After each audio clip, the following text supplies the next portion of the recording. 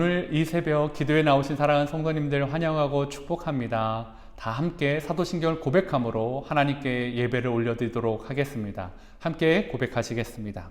전능하사 천지를 만드신 하나님 아버지를 내가 믿사오며 그 외아들 우리 주 예수 그리스도를 믿사오니 이는 성령으로 잉태하사 동정녀 마리아에게 나시고 본디오 빌라도에게 고난을 받으사 십자가에 못 박혀 죽으시고 장사한 지 사흘 만에 죽은 자 가운데서 다시 살아나시며 하늘에 오르사 전능하신 하나님 우편에 앉아 계시다가 저리로서 산자와 죽은 자를 심판하러 오시리라. 성령을 믿사오며 거룩한 공회와 성도가 서로 교통하는 것과 죄를 사하여 주시는 것과 몸이 다시 사는 것과 영원히 사는 것을 믿사옵나이다. 아멘. 오늘 우리가 함께 은혜 나눌 말씀은 사무엘하 14장 21절에서 33절 말씀입니다. 그 중에서 23절부터 30절까지를 제가 봉독하여 드리겠습니다. 요압이 일어나 구술로 가서 압살롬을 데리고 예루살렘으로 오니 왕이 이르되 그를 그의 집으로 물러가게 하여 내 얼굴을 볼 수 없게 하라 하매 압살롬이 자기 집으로 돌아가고 왕의 얼굴을 보지 못하니라. 온 이스라엘 가운데서 압살롬 같이 아름다움으로 크게 칭찬받는 자가 없었으니 그는 발바닥부터 정수리까지 흠이 없음이라. 그의 머리털이 무거움으로 연말마다 깎았으며 그의 머리털을 깎을 때에 그것을 달아본즉 그의 머리털이 왕의 저울로 200세겔이었더라. 압살롬이 아들 셋과 딸 하나를 낳았는데 딸의 이름은 다말이라. 그는 얼굴이 아름다운 여자더라. 압살롬이 이태 동안 예루살렘에 있으되 왕의 얼굴을 보지 못하였으므로 압살롬이 요압을 왕께 보내려 하여 압살롬이 요압에게 사람을 보내 부르되 그에게 오지 아니하고 또 다시 그에게 보내되 오지 아니하는지라. 압살롬이 자기의 종들에게 이르되 보라, 요압의 밭이 내 밭 근처에 있고 거기 보리가 있으니 가서 불을 지르라 하니라. 압살롬의 종들이 그 밭에 불을 질렀더니. 아멘. 오늘 본문을 보면서 사실은 예전까지만 해도 이 다윗의 입장에서 이 본문을 보게 되었는데요. 오늘은 유독 이 압살롬의 입장에서 이 본문을 보고 묵상하게 되었습니다. 압살롬은 다윗의 셋째 아들로 태어났습니다. 그에게는 배다른 형님 암논과 또 다른 배다른 형 길르압이 있었고 또 배다른 동생들도 많이 있었습니다. 그러나 그는 큰형에게 동생의 다말이 수치를 당하는 사건을 계기로 2년이라는 시간을 기다리면서 과연 아버지가 이 큰형 암논에게 어떠한 일을 할까를 지켜보았지만 아무것도 해주지 않는 아버지에게 실망하여 자기가 정의를, 공의를 시행하여서 자신의 형 암논을 죽이는 일을 벌였습니다. 그리고 나서 형을 죽인 다음에 자신의 외할아버지 땅 구술로 도망쳐서 거기서 3년이라는 시간을 도망자로 살게 됩니다. 자신의 동생이 수치를 당하고 5년이 되어서야 요압 장군과 드고아의 여인으로 말미암아 자신은 다시 예루살렘으로 돌아올 수 있게 되었습니다. 압살롬은 이제 자신의 마음에 쌓인 울분과 또 불안, 그것들은 녹아지고 아버지의 사랑을 회복하고 다시 느낄 수 있을 것 같다라는 기대감으로 예루살렘으로 돌아왔었을 것입니다. 그러나 압살롬의 앞날은 그의 생각과는 전혀 달랐던 것 같습니다. 그술에서 예루살렘으로 불려왔지만 아버지의 그림자도 보지 못하고 2년이라는 시간을 허송세월 아버지의 사랑을 느낄 수 없는 시간을 보내야 되었습니다. 사무엘하 14장 32절에 보니까 압살롬이 요압에게 대답하다 내가 일찍이 사람을 내게 보내 너를 이리로 오라고 청한 것은 내가 너를 왕께 보내 아래게 하기를 어찌하여 내가 그술에서 돌아가게 되었나이까. 이때까지 거기에 있는 것이 내가 나았으리라 하러 함이더라. 이제는 내가 나로 하여금 왕의 얼굴을 볼 수 있게 하라. 내가 만일 죄가 있으면 왕이 나를 죽이시는 것이 옳으니라 하는지라. 뭐라고 말합니까? 압살롬은 나를 왜 불러왔냐? 나를 이렇게 2년 동안 또 방치하려면 나를 도대체 왜 불러왔냐라고 아버지에게 따지고 싶었다라는 거죠. 그 안에 얼마나 압살롬의 슬픔이, 비참함이, 애통함이 묻어 있습니까? 차라리 그술 땅에 있는 것이 내게는 더 좋았을 것이다 라고 말하고 있다라는 거죠. 아버지에 대한 그 거절감, 한 도성에 살고 있지만, 한 집안에 있지만 아버지를 아버지라 부르지 못하고 아버지를 만날 수 없는 그 일이, 그 거절감이, 그 상실감이 압살롬에게는 매우 컸던 것 같습니다. 자신을 예루살렘으로 돌아오게 한 계략을 짰고 자신을 구슬 땅에서 예루살렘으로 데리고 온 요압에게 자신의 만남, 아버지를 만나게 해달라는 여러 번 청을 넣었음에도 불구하고 거절당했습니다. 예루살렘에서의 압살롬은 그의 숨을 조여오는 숨막히는 상황이었습니다. 아까 말씀드린 것처럼 구슬 땅보다 아버지가 멀리 떨어졌을 때보다 가까이 왔는데 그 가까이 옴이 더 큰 거리감을 주는 상황이었습니다. 그러한 시간이 2년이었습니다. 이것만으로도 삶이 고달픈데 오늘 27절에 아들 셋과 딸 하나를 낳았다라는 이야기가 등장하고 있습니다. 그에게 얼마나 이 누이 다말의 일이 마음이 아팠는지, 누이 다말을 얼마나 사랑했는지 그의 딸의 이름을 다말이다라고 지었습니다. 그리고 아들 셋에 대한 이야기가 나오는데요. 사무엘하 18장 18절에 보니까 압살롬이 살았을 때 자기를 위하여 한 비석을 마련하여 세웠으니 이는 그가 자기 이름을 전할 아들이 내게 없다고 말하였음이더라. 그러므로 자기 이름을 기념하여 그 비석에 이름을 붙였으며 그 비석이 왕의 골짜기에 있고 이제까지 그것을 압살롬의 기념비라 일컫더라. 압살롬이 나중에 어떻게 했다고요? 자신의 이름을 후대에 남길 아들이 없었다라고 말하고 있다라는 거죠. 그것은 뭐냐면 그의 세 아들이 아마도 어린 나이에 다 무슨 이유인지는 모르지만 아버지 먼저, 압살롬보다 먼저 죽었다라는 것을 알 수 있는 본문입니다. 압살롬은 아버지와의 관계도 깨져버렸습니다. 형제들과의 우애의 사랑, 그것을 나눌 수 없는 그 파탄난 가정이었습니다.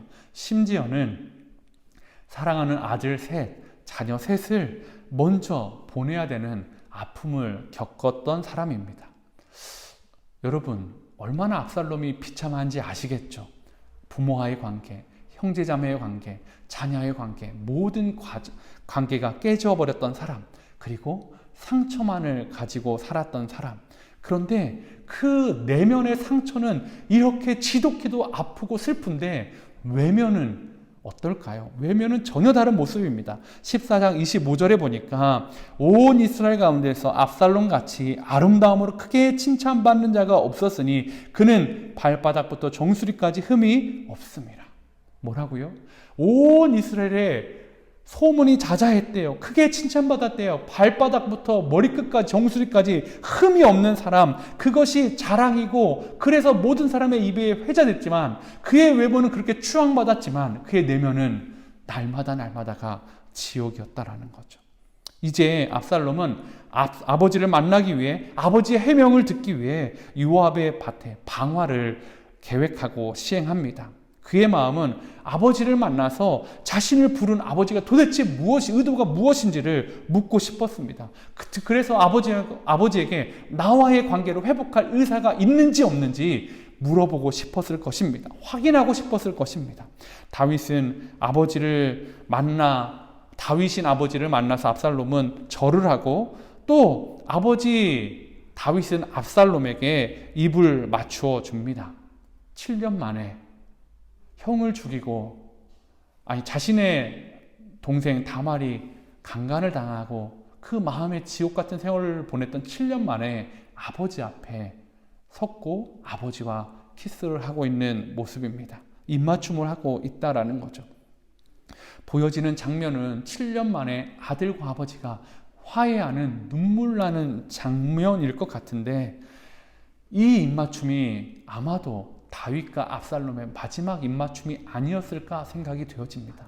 이 입맞춤을 통해 압살롬은 아버지의 마음에 내가 없구나라는 것을 확신하게 되었다라는 것입니다. 압살롬은 이제 그의 마음에서 아버지에 대한 미련을 잘라냅니다. 아버지를 끊어냅니다. 그래서 자신이 왕이 되어야 되겠다라는 생각을 하게 되었습니다. 공의를 실천하지 않는 아버지, 자신의 누이 동생 강간한 형을 살려줬던 아버지, 자신을 용서해주지 않는 아버지, 자신을 아들이라고 불러주지 않는 아버지, 그 아버지에 대해 반역의 칼을 꺼내 듭니다. 그리고 자신에게 주어졌던 외모로 사람들의 마음을 모으기 시작합니다. 여러분, 압살롬의 삶이 너무나 기구하지 않습니까? 왕이 계승서열 2위였던 아들, 그리고 어느 순간에는 왕이 계승서열 제일 앞에 섰던 그 유능하고 멋지고 잘생겼던 그 사람이 이제는 전혀 다른 왕가의 반역자의 길을 걸어가게 됩니다. 아버지의 온전한 사랑도, 가정의 평안도, 자녀의 축복도 누리지 못하였습니다. 그리고 그 결과 너무나 불행한 삶으로 그의 삶을 결론짓게 됩니다. 제가 이 압살롬의 불행한 삶을 왜 보게 되었냐면, 요즘 우리 성도님들 중에 이와 같이 힘들고 어려웠던 가정사를 겪고 있는 분들, 경험했던 분들의 이야기를 많이 들었기 때문입니다. 아니, 그분들 때문에 어쩌면 압살롬의 불행한 삶이 제 눈에 들어왔던 것 같습니다. 성도님들 안에 부모님의 사랑을 받지 못하고, 형제 간의 어려움으로 인해서 관계가 깨어지고, 가족들이 힘이 되지 못하는 사람들, 심지어는 압살롬처럼 사랑하는 자녀를 먼저 떠나보냈던 그런 성도님들을 보고 경험하게 됩니다. 사랑하는 자녀를 가슴에 묻었던 부모, 아버지의 사랑을 갈구했지만 받을 수 없었던 자녀, 형제 간에 정말 잘 지내고 싶었지만 그 우애가 깨어져 버렸던 가정, 관계가 깨어져 버렸던 그 압살롬과 같은 인생의 막장의 순간들, 마지막 순간을 살아갔던 우리 성도님들을 보게 되었습니다. 그분들은 어떻게 살고 계실까요? 그분들에게는 자신을 사랑해 주셨던 육신의 아버지는 없었습니다. 그런데 자신을 사랑해 줬던 하나님 아버지가 계셨습니다. 자신을 사랑해 줬던 형제 자매는 없었습니다. 그런데 추 안에서 하나 된 가족과 같은 지체들이 있었습니다. 영적 가족이 있었다라는 거죠. 너무나도 큰 슬픔 가운데 위로하시는 하나님이 계셨습니다. 사랑하는 함께 그린 교회 성도 여러분, 우리의 인생도 압살롬처럼 정말로 비참한 인생이 될 가능성, 또 그러한 순간들이 얼마나 많았습니까? 그런데 하나님이 우리를 자녀 삼아 주시고 예수님께서 만나 주셔서 우리를 불행의 그 끝자락이 아니라, 그 불행의 아픔에 둔 것이 아니라 실패의 상처로만 남겨두시지 않으셨다라는 거죠.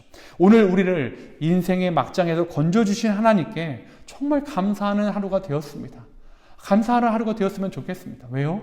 우리도 압살롬처럼 될 수 있는 상황이었는데 하나님이 압살롬처럼 방치하지 않으셨다라는 거죠. 하나님이 우리를 찾아와 주셔서 자녀 삼아 주시고 은혜 베풀어 주셨던 그 하나님, 저와 여러분 만나지 않았습니까?